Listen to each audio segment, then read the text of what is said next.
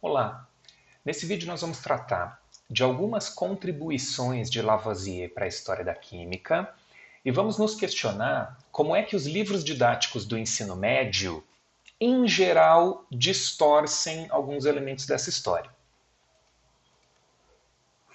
Eu selecionei aqui 3 recortes de livros didáticos de grande circulação de editoras comerciais para ver como é que eles apresentam o personagem Lavoisier. Aqui o nome está apagado, mas a gente não teria dificuldade para reconhecer o personagem, né? Ó, o primeiro livro. No final do século XVIII, o cientista realizou uma série de experimentos em recipientes fechados para que não entrasse nem escapasse nada do sistema em estudo. Efetuando pesagens com balanças mais precisas do que as dos cientistas anteriores, ele concluiu que num recipiente fechado a massa total não varia, quaisquer que sejam as transformações que venham a ocorrer no sistema. Tais afirmativas traduzem uma lei da natureza descoberta por ele e que, por esse motivo, ficou conhecida como lei dele, ou lei da conservação da massa, ou ainda lei da conservação da matéria. Tá. Outros 2 trechinhos de livro didático contando mais ou menos a mesma história. Ó. Entre esses cientistas, um dos mais importantes foi o francês Tal. Seus trabalhos realizados no século XVIII foram tão importantes que alguns o consideram o pai da química. Entre suas contribuições, a mais conhecida e relevante é a lei da conservação da massa, enunciada por ele após realizar inúmeras reações químicas dentro de recipientes fechados. O último trecho. A conservação da massa é uma forte evidência a favor da ideia de que, nas reações químicas, a matéria não é criada e nem destruída, mas apenas se transforma por meio do rearranjo dos átomos que a constituem. Tal pesquisador, que viveu entre 1743 e 1794, ao anunciar esse princípio, teria dito que na natureza nada se perde, nada se cria, tudo se transforma. Vamos lá, a gente já sabe que essa frase com esses termos não é original de Lavoisier. Ele falou algo parecido com isso, mas não é exatamente essa a frase que está registrada no livro dele, né, no Tratado Elementar de Química. Agora, o mais importante que eu quero chamar a atenção é que todos esses recortes sugerem que o que está sendo chamado aqui de lei da conservação da massa foi um resultado experimental.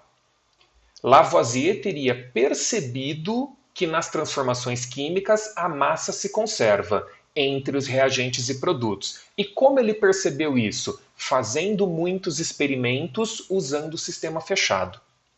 Então aqui a conservação da massa é um resultado experimental, ela é fruto de um trabalho empírico, de experimentação. Vamos olhar se os textos originais do Lavoisier nos apresentam uma história diferente. Essa aqui é uma ilustração particularmente bonita e conhecida do Lavoisier, né? Tá ele ao lado da esposa, Marie-Anne Pause Lavoisier, mas tipicamente não é essa a ilustração que aparece nos livros didáticos. Essa daqui foi pintada pelo Jacques-Louis David, que foi pintor da corte do Napoleão. Ele tem uma sala própria no Museu de Nova York hoje. Ele tem vários outros quadros também que retratam elementos da história da ciência. Nos livros didáticos, tipicamente aparecem essas representações do Lavoisier. E é curioso notar que a maior parte delas, se a gente prestar atenção nessas que estão em destaque aqui, elas saíram do mesmo original, que é esse, né? Que é a pintura do Jacques-Louis David, feita em 1788. Agora, vou dar um destaque aqui, né, para o pedaço desse quadro que serve de matriz para essas representações do livro didático. Agora, não é engraçado reparar que sumiu alguma coisa? Né, que além de chamar a atenção para o detalhe, para dar o foco no Lavoisier, não sei, aparece uma sombra branca aqui por cima do braço do Lavoisier, que no original estava preenchido por uma outra pessoa. Nesse daqui, por exemplo, olha, completaram o ombro do Lavoisier e fizeram, por uma edição da imagem, né, completaram de maneira que dá para ver o braço inteiro, coisa que no original não era possível. Será que foi acidental?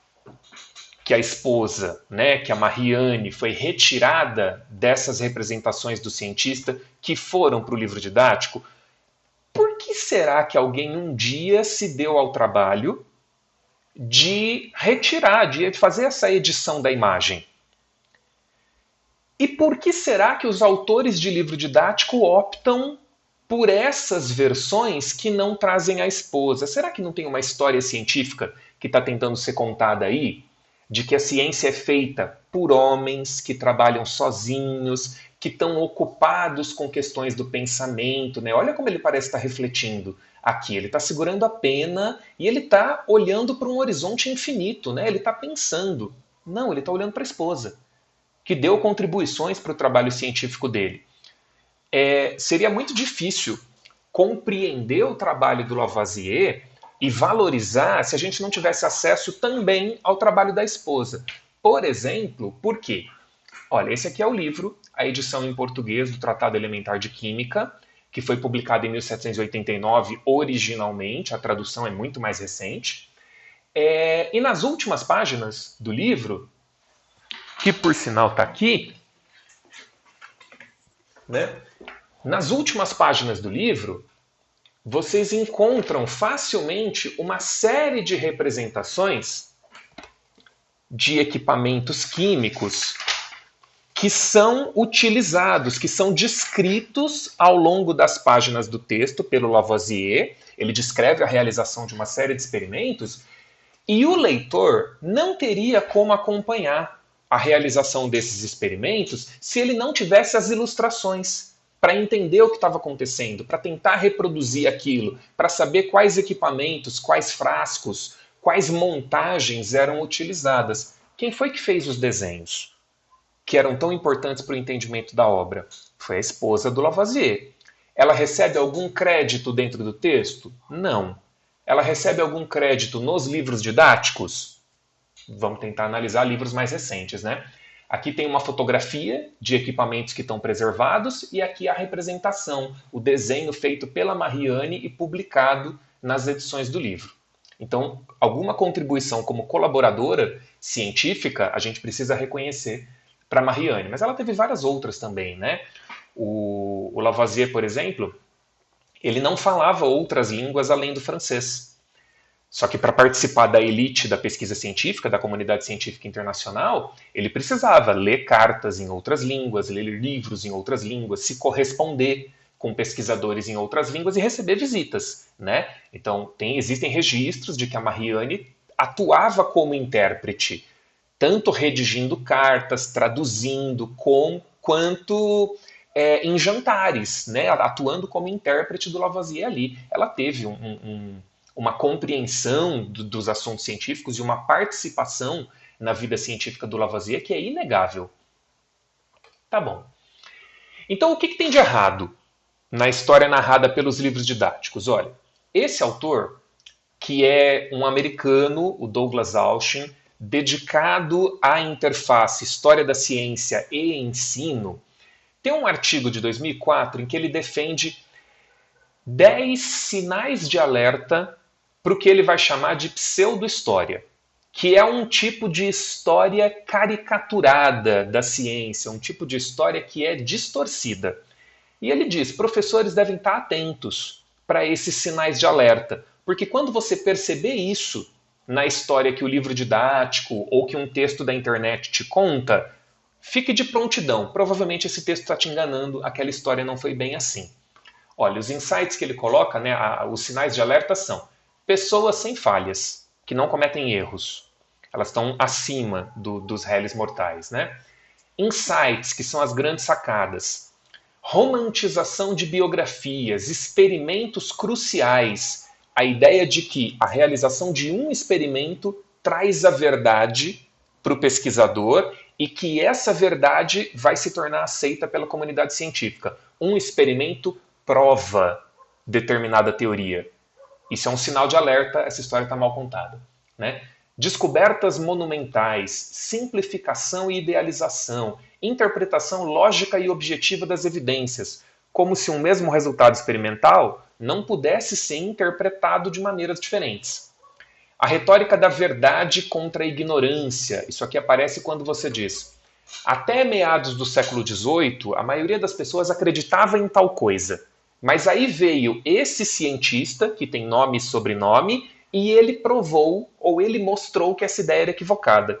Você coloca o cientista sozinho, isolado, trazendo a verdade contra uma massa de pensadores anônimos, né? Contra uma população que não tem nome, que nunca vai ser identificada nominalmente, que defendia bobagens, que defendia ideias que a ciência veio mostrar que estavam equivocadas. A ideia de consenso científico instantâneo, alguém publica uma teoria ou tem uma ideia, propõe um modelo atômico e parece que automaticamente todos os outros cientistas do mundo aceitam aquela ideia e começam a se utilizar da mesma ideia. Isso é uma ingenuidade. E a noção de método científico único. O Auschwitz vai dizer, todos esses são sinais de pseudo-história. Se a gente resgatar um daqueles trechinhos de livro didático, eu grifei alguns pedaços aqui, não vai ser difícil perceber que esses sinais de alerta estão aqui. Se você quiser, pausa o vídeo agora para reler esse trechinho do texto e procurar os sinais de alerta, identificar cada um deles.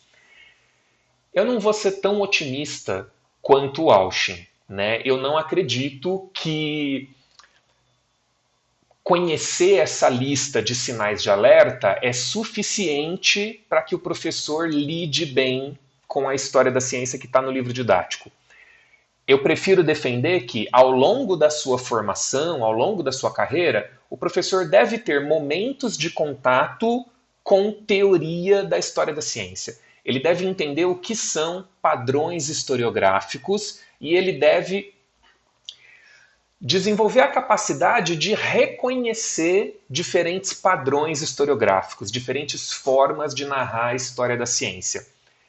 Para isso ele vai precisar ler vários trechos, vários episódios de história da ciência. Eu vou defender também que o professor deve conhecer ao menos um, dois, alguns estudos de casos históricos. Conhecer em profundidade alguns episódios da história da ciência. Isso vai municiar melhor o professor e a professora para lidarem com a história que vem do livro didático. Mas então, se a versão didática da história do Lavoisier não é boa, vamos recorrer aos textos originais dele para tentar entender uma outra versão. Nessa apresentação, então, eu não vou chamar a atenção para detalhes biográficos da vida do Lavoisier, eu vou chamar a atenção para as contribuições científicas. Por que é que nas aulas de química nós deveríamos nos lembrar, em termos conceituais, de contribuição para a consolidação da disciplina, por que a gente deveria se lembrar do Lavoisier? Esse aqui é o Tratado Elementar de Química na sua versão original, em francês, 1789. Ele foi traduzido para o inglês no ano seguinte, e essas duas edições históricas estão disponíveis no Google Books. Você consegue fazer download do PDF do texto inteiro, tá? É legal guardar isso aqui em casa, conhecer. E existe essa versão em português, que é uma tradução particularmente boa, realizada pela professora Laís dos Santos Trindade e foi publicada em 2007. Difícil de encontrar nas livrarias, mas se você escrever para a editora, eles conseguem uma edição para vocês. Então vamos lá. Olhando para o texto original do Lavoisier, a gente vai encontrar uma história um pouco diferente, né? Qual é a motivação central do Lavoisier ao escrever esse tratado elementar de química, né? Qual é o propósito maior que ele tem? Não é apresentar o princípio de conservação de massa. Ele indica claramente no prefácio, né? A motivação maior para a escrita dessa obra é consolidar uma reforma da nomenclatura da química. Ele quer mudar a forma como os químicos se referem aos compostos. E fazendo isso, um novo jeito de pensar a química surge. Ele vai dizer, nós só pensamos com a ajuda das palavras. A palavra faz nascer a ideia, e a ideia deve representar o fato. Não se pode melhorar a linguagem sem aperfeiçoar a ciência, e nem a ciência sem a linguagem. Ele fez isso sozinho? Não. Ele vai dizer, eu sou guiado pelo trabalho que fizemos juntos alguns anos antes, os senhores de Morveau, Berthollet, Foulcroy e eu, sobre a nomenclatura da química. eu designei o máximo que pude as substâncias simples e foram elas que fui obrigado a nomear primeiro. Quando a gente olhar para a tabela de elementos do Lavoisier, esses nomes antigos vão aparecer, mas pensando nos compostos, estudar química antes dessa reforma da linguagem era um exercício de erudição. Por exemplo, como é que você vai saber o que é o sal de Glauber, ou o vitríolo azul, o óleo de vitríolo, o espírito do vinho, né? Esses eram nomes comuns, usados para substâncias químicas, mas só quem conhecesse a história ou tivesse um método de preparação daquelas substâncias é que saberia reconhecer do que se trata. Agora, quando você troca o nome óleo de vitríolo por ácido sulfúrico, o nome passa a te remeter à composição. Para a gente hoje isso não é tão complicado, né? Quando a gente fala em cloreto de sódio, te remete aos elementos que dão a constituição daquela substância. A gente fala em sulfato ou sulfito de potássio. A terminação do nome te dá uma indicação das proporções em que aqueles elementos se combinam na formação do composto. É essa ideia que o Lavoisier e o grupo dele tentaram trazer para uma reforma da nomenclatura da química. E a nossa química hoje ainda é muito influenciada por essa redefinição, por essa nova nomenclatura. Como é que ele trata a questão da conservação das massas? Quero chamar a atenção para essa palavra. Ele trata como um princípio, não como um resultado experimental. Isso tem diferença, né? Lá na página 89 e 90 do texto do Lavoisier, é um capítulo em que ele está tratando da fermentação do vinho. Então é um processo no qual açúcar dá origem a álcool e gás carbônico. O Lavoisier vai afirmar: pois nada se cria, nem nas operações da arte, nem nas da natureza, e se pode colocar como um princípio que em toda operação há uma quantidade igual de matéria antes e depois da operação, que a qualidade e a quantidade dos princípios são as mesmas e que só há mudanças e modificações. Esse é o mais perto que ele chega de enunciar aquela frase famosa, tá?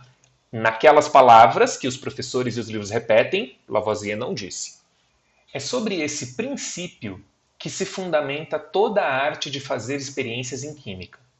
Somos obrigados a supor em todas as experiências uma verdadeira igualdade ou equação entre os princípios dos corpos que se examina e os que deles se retiram para análise. Repara, nessa linguagem um pouquinho difícil, um pouco rebuscada, o que ele está afirmando é: nós somos obrigados a supor a conservação de massa. Eu assumo a conservação de massa como um princípio. E é acreditando na conservação de massa que eu vou interpretar os meus resultados experimentais.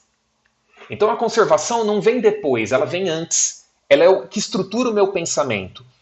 Então se eu queimo um vegetal em cima de uma balança e a balança me mostra que a massa está diminuindo com o tempo, a crença no princípio de conservação vai me dizer: eu não posso aceitar esse resultado. Se à medida que você queima uma folha de papel, a balança registra que o peso está diminuindo, você se obriga a pensar: esse peso tem que estar indo para algum lugar. Então talvez os gases que emanam do processo de queima estejam carregando uma parte da massa que está diminuindo sobre a balança, uma parte da massa daquele vegetal. Então talvez algo no ar interaja com os materiais que queimam. Se eu queimo, por exemplo, a palha de aço hoje, que é um exemplo comum, se queimar um pedacinho de palha de aço que é feito de ferro em cima de uma balança, a balança acusa que a massa aumenta com o tempo. Mas se você parte do princípio da conservação de massa, você vai pensar: eu não posso admitir que a massa aumente. Então talvez algo no ar participe da reação de queima. Eu vou chamar esse algo de oxigênio. É um princípio que está presente no ar e que toma parte nos processos de queima. Enquanto ele está no ar, a balança não mede. Mas à medida em que ele se fixa no metal, eu vou dizer, produzindo um óxido, o óxido é mais pesado do que o metal original. E aí eu consegui interpretar o porquê da balança registrar o aumento de massa na queima dos metais. Repara que o princípio ele vem antes, ele orienta o seu olhar para interpretar os resultados. É completamente diferente do que o livro didático diz. Tá.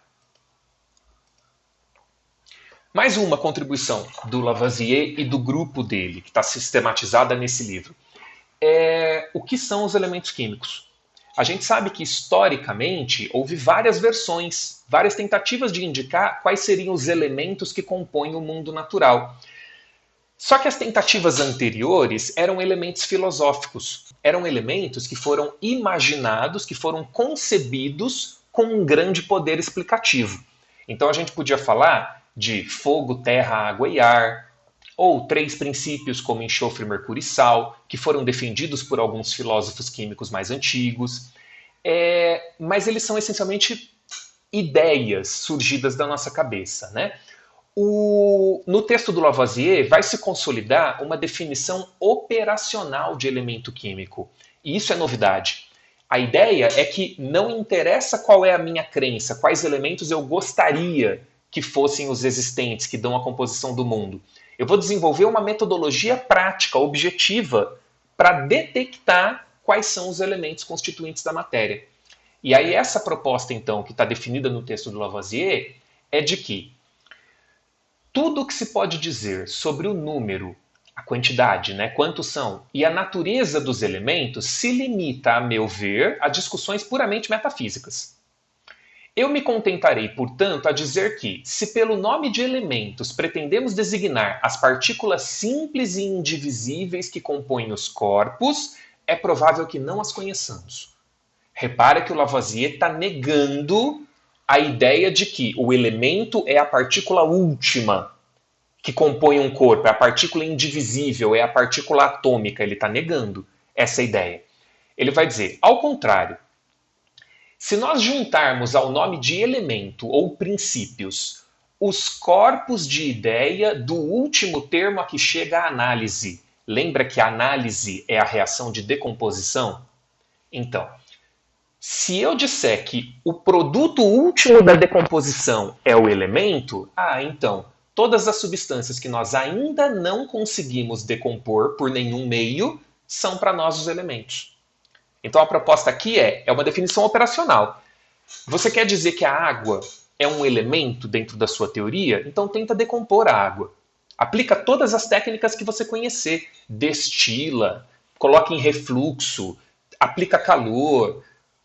Todas as técnicas que você imaginar, tente decompor a água. Se você conseguir tirar qualquer coisa menor que saia da água, a água não era um elemento, porque ela é feita de coisas menores, porque você conseguiu decompor. Essas coisas que você retirou e que são menores seriam os elementos, a menos que você consiga continuar decompondo. Peraí, mas como é que eu sei? Quando eu faço uma operação química com a água, como é que eu sei que os produtos são menores do que a água? Partindo da crença do princípio de conservação de massa. Pega uma amostra de água e aplica suas técnicas de decomposição. Se você conseguir separar 2 substâncias diferentes e as massas dessas 2 substâncias juntas forem iguais à original da água, quer dizer que as 2 juntas estavam nela, eram os componentes da água. Se elas são mais leves, elas são mais simples, portanto mais elementares. O legal dessa definição operacional é que ela admite também que a nossa química vai evoluir com o tempo. Talvez hoje eu não consiga decompor uma determinada substância, por exemplo, a soda cáustica. O Lavoisier não era capaz de decompor a soda cáustica, mas ele tinha uma crença convicta de que, num futuro próximo, alguém vai conseguir. Ou eu, ou algum outro pesquisador. Eu tenho alguns indícios de que a soda cáustica não é uma substância elementar, ela é um composto. Só que até hoje eu não consegui decompor. Né? Ele morreu sem ter conseguido fazer isso. Vamos olhar para a tabela. Ó. Esse aqui é o quadro de substâncias elementares que aparece no livro do Lavoisier. Então aqui deveria aparecer tudo o que ele não consegue decompor. Primeiras coisas que ele não consegue decompor: a luz e o calor. Interessante, né? Isso aparecer num livro de química, num livro do Lavoisier. É uma ideia que nos parece boba, tratar a luz e o calor como elementos, né, como se eles fossem semelhantes ao oxigênio, ao nitrogênio, que o Lavoisier chamava de azoto, hidrogênio, enxofre, fósforo, carbono, ouro, níquel, mercúrio, ferro, cobre, cobalto, né? É esquisito você colocar a luz e o calor no mesmo patamar desses outros elementos que a gente continua aceitando, mas faz sentido. Eram coisas que o Lavoisier não conseguia decompor. Se a gente pensar naqueles sinais de alerta que o Auchin apresentou, isso aqui vai ser considerado uma falha no trabalho do Lavoisier? Eu acho equivocado dizer isso. É uma falha se a gente julgar com os critérios científicos de hoje. Ou seja, se a gente fizer um julgamento anacrônico. O livro didático não mostra que o Lavoisier propôs isso, porque a ciência atual não aceita, então a gente finge que o cientista antigo não falou. A gente omite essa parte, né? Porque os cientistas não cometem erros. Pelo menos a gente não quer que as pessoas saibam disso. Tá, repara que aqui no final da lista tem algumas substâncias que o Lavoisier não conseguia decompor, como a cal, hoje a gente interpreta como óxido de cálcio, a magnésia, a barita, a alumina. Todas essas substâncias simples que ele chama de salificáveis e terrosas, hoje nós entendemos como óxidos. E elas podem ser decompostas separando um metal novo, que o Lavoisier não conhecia, cálcio, magnésio, bário, alumínio, silício, e o oxigênio, né, o princípio oxigênio que estaria combinado ali. Esses elementos, esses novos metais, a maioria deles foi isolada coisa de 10, 15 anos depois do livro do Lavoisier, por um inglês chamado Humphrey Davy. Tá bom, então em resumo, por que nós deveríamos nos lembrar do Lavoisier nas aulas de química? Olha, a versão didática fala que é pela lei da conservação de massa e que essa lei foi um resultado experimental, fruto de muitos experimentos, é uma visão empírico-indutivista da ciência que os livros estão apresentando. A versão histórica, consultando os textos originais, é um pouco diferente. Ao invés de lei, eu vou chamar de princípio da conservação de massa, e ele é um pressuposto teórico, que teve um valor enorme dentro do trabalho do Lavoisier, porque o ajudava a interpretar a química de outra forma. Só que será que são contribuições menores a definição operacional de elemento químico e a nova nomenclatura da química? Né? Será que ele não deveria ser valorizado também por essas contribuições? Aqui eu quero deixar esse destaque. Se a gente vai chamar a atenção para essas contribuições, não vamos colocar o nome dele sozinho, né? Vamos destacar os colaboradores. De Morveau, Berthollet, Fourcroy, a própria Marie-Anne Pause. Vamos lembrar, né, que a ciência não está sendo construída de maneira isolada por um pesquisador sozinho na sua torre de marfim. Currículo oculto, que fica nessa história. Questões sobre a natureza da ciência que a gente vai ter para discutir depois. O cientista trabalha sozinho? Vamos considerar o episódio do Lavoisier para discutir isso.